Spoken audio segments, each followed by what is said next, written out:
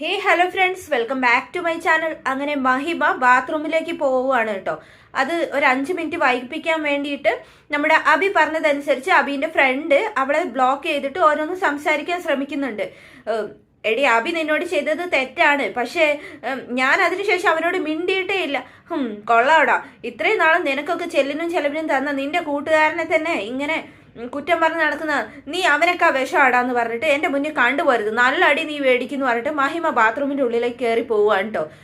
അതിനുശേഷം നമ്മുടെ അബിയുടെ ഫ്രണ്ട് ഓടി ചെന്നിട്ട് അബിയോട് പറയാണ്, എടാ ഞാൻ മാക്സിമം അവളെ തടഞ്ഞു വെക്കാൻ ശ്രമിച്ചു, പക്ഷെ അവള് നിന്ന് തന്നില്ല. നീ ഉദ്ദേശിച്ച കാര്യം നടന്നെന്ന് ചോദിക്കുമ്പോ നടന്നടാ, എല്ലാം നടന്നു. നമ്മുടെ മഹിമ ബാത്റൂമിൽ കയറുന്നതിന് മുന്നേ തന്നെ ആ ബാത്റൂമിൽ ഒരു ക്യാമറ വെച്ചിരുന്നു കേട്ടോ. അങ്ങനെ ആ ക്യാമറ വെച്ചു മഹിമ ആണെങ്കിലോ ഉള്ളിൽ കയറി ഡ്രസ്സൊക്കെ മാറ്റുകയാണ്, ബാഡ്മിൻ്റൺ കളിക്കാൻ വേണ്ടിയിട്ടുള്ള ആ ഡ്രസ്സ് മാറ്റുന്ന ആ വീഡിയോ ഫുള്ള് അതിൽ റെക്കോർഡ് ആവുകയും അത് അബിക്ക് കിട്ടുകയാണ് കേട്ടോ. അങ്ങനെ മഹിമയാണെങ്കിലോ ഇതൊന്നും അറിയാതെ ബാത്റൂമിൽ നിന്നെല്ലാം ഇറങ്ങി ബാഡ്മിൻ്റൺ ഒക്കെ കളിച്ച് വിജയിച്ച് ഫസ്റ്റ് പ്രൈസ് വാങ്ങിയിട്ട് വലിയ സന്തോഷത്തിൽ കോളേജിലെ എല്ലാവരും അപ്രീഷിയേറ്റ് ഒക്കെ ചെയ്ത് ആ ഒരു സന്തോഷത്തിൽ എന്താ പറയുക നിൽക്കുകയാണ് കേട്ടോ.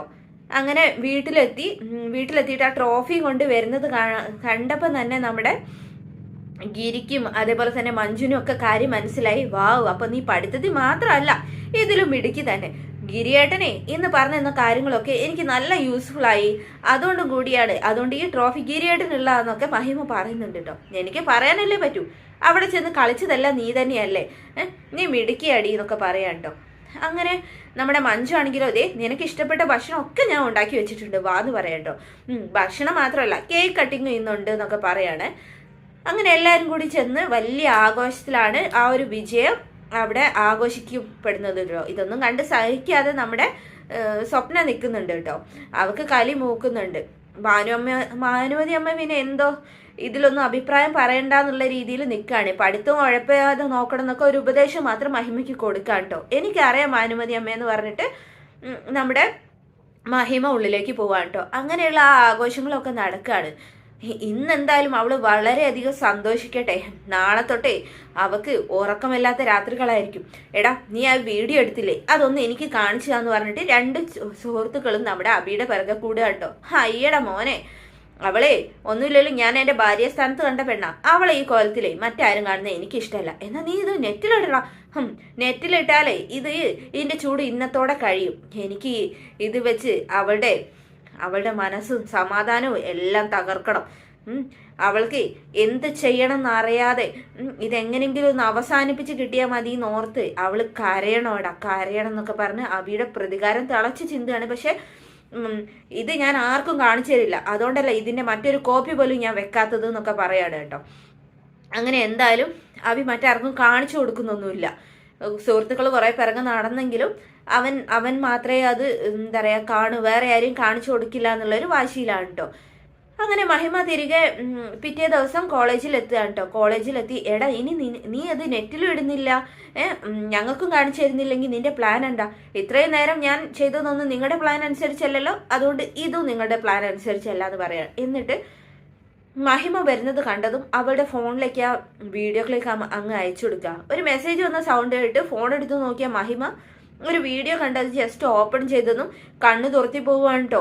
ഇതെങ്ങനെ സംഭവിച്ചു എന്നറിയാതെ ആകെ ഷോക്കായി പോവുകയാണ് കേട്ടോ. എന്ത് ചെയ്യണം എന്നറിയാതെ മഹിമ ആകെ വല്ലാതെ ഷോക്കായിപ്പോയി. ആ ഒരു ഭാവം മഹിമയുടെ മുഖത്ത് ഇതുവരെ കണ്ടിട്ടില്ല.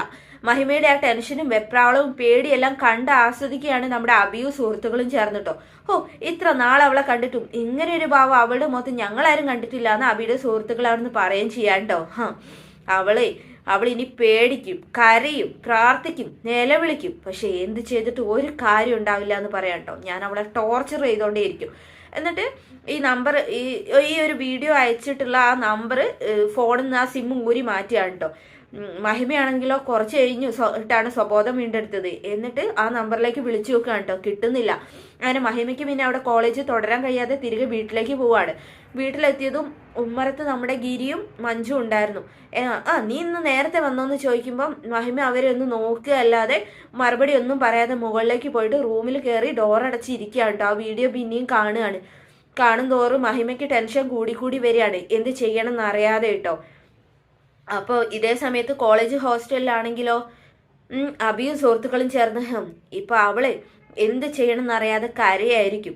ഇതാരാ എടുത്തതെന്ന് അവർ പലരെയും സംശയിക്കും. പക്ഷേ ആരെയും അവൾക്ക് ഉറപ്പിക്കാൻ കഴിയില്ല. എന്നാ നീ ഒന്ന് അവളെ വിളിച്ചു നോക്കുന്നു സുഹൃത്തുക്കൾ പറയാം. അരുത്, ഇന്നത്തെ രാത്രി അവളെ വിളിക്കരുത്, അവൾക്ക് ഒരുവിധ സംശയം കൊടുക്കരുത്. ഇത് നെറ്റിലിട്ടാലോ? നെറ്റിലിട്ടാലേ അവളുടെ ഭാവി മാത്രമല്ല നമ്മുടെ ഭാവി അസ്തമിക്കും. അത് നെറ്റിലിട്ടത് ആരാണെന്ന് കണ്ടുപിടിക്കാനും പോലീസിനും നമ്മുടെ അടുത്ത് എത്താനേ അധിക സമയമൊന്നും വേണ്ടി വരില്ല.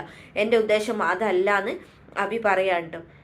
അങ്ങനെ നമ്മുടെ മഹിമ ആകെ തകർന്ന് റൂമിലിരിക്കുകയാണ് കേട്ടോ. അവൾക്ക് ഉറങ്ങാനും ഇരിക്കാനും ഒന്നും കഴിയുന്നില്ല. ഈ ട്രോഫി കിട്ടിയ ഉടനെ തന്നെ അവള് നമ്മുടെ വക്കീലിനെ ആ ട്രോഫി കാണിക്കാനൊക്കെ പോയിരുന്നു കേട്ടോ. അപ്പം മനസ്സിലുള്ളത് തുറന്നു പറയാൻ ഞാൻ പറഞ്ഞ കാര്യം എന്തായെന്നൊക്കെ മഹിമ വക്കീലിനോട് പറഞ്ഞിരുന്നു കേട്ടോ. അപ്പം എന്നാ മഹിമ പറയുന്നു, വക്കീൽ പറയുന്നുണ്ടേ. അപ്പം മഹിമ ഞാൻ ബാഡ്മിൻ്റനൊക്കെ കളിച്ച് ക്ഷീണത്തിലാണ് എന്നൊക്കെ പറയുന്നുണ്ട് കേട്ടോ. അപ്പോഴാണ് മഹിമയ്ക്ക് ബാഡ്മിൻ്റണിൽ ട്രോഫി കിട്ടിയതൊക്കെ കണ്ടിട്ട് നമ്മുടെ ഗൗരിയമ്മ അങ്ങോട്ട് വരുന്നതും, കണ്ടോടാ പഠിത്തത്തിൽ മാത്രമല്ല എൻ്റെ മോള് മിടുക്കി, നീ ഇത്ര കാലമായിട്ട് ഇതുപോലൊരു ട്രോഫി കൊണ്ടുവന്നിട്ടുണ്ടോ എന്നൊക്കെ വക്കീലിനോട് ചോദിക്കുന്നുണ്ട് കേട്ടോ. പിന്നെ ഞാൻ 5ാം ക്ലാസ് പഠിക്കുമ്പോൾ ഒരു ട്രോഫി കൊണ്ടുവന്നില്ലേ, അത് അമ്മയ്ക്ക് ഓർമ്മയില്ലേ? ഓർമ്മയുണ്ട്. ആ മത്സരം എന്തായിരുന്നു എന്ന് എനിക്ക് ഓർമ്മയുണ്ടോ എന്ന് ഗൗരിയമ്മ ചോദിക്കാണ്ടോ. തീറ്റി മത്സരം എന്ന് വക്കീലും പറയാട്ടോ. അങ്ങനെയൊക്കെ സന്തോഷിച്ചിട്ടായിരുന്നു മഹിമ കേട്ടോ തലേ ദിവസം. പക്ഷെ ഇന്നത്തെ ദിവസം മഹിമയ്ക്ക് ആകെ ഇനി എന്ത് ചെയ്യണമെന്ന് അറിയില്ല. ജീവിതം അവസാനം കാണുന്ന പോലെ ഒരു ഫീലായിപ്പോയി. മഹിമ അങ്ങനെ തകർന്ന് വീട്ടിലിരിക്കുകയാണ്. എന്തായാലും മഹിമ എന്താ പറയുക, ഈ ഒരു സംഭവം കൊണ്ട് ആകെ തകർന്ന തൻ്റെ കാൽ കീഴിലായി പോകുന്നാണ് അബി വിചാരിക്കുന്നത്. പക്ഷെ ഇതിനെല്ലാം നേരിടാനുള്ള മനക്കരുത്തുള്ള ഒരു പെണ്ണ് തന്നെയാണ് അവള്. മാധവന്റെ മകളാണ് എന്നുള്ള കാര്യം അബിയോടെ മറക്കാണ്. അവൾ എന്തായാലും ഈ കാര്യം തന്റെ ചേച്ചിയോട് പറയും. അല്ലെങ്കിൽ മഹിമയുടെ വിഷമം തിരിച്ചറിഞ്ഞ് മഞ്ജു അതിനുള്ള കാരണം അവളോട് ചോദിച്ച് മനസ്സിലാക്കുക തന്നെ ചെയ്യും.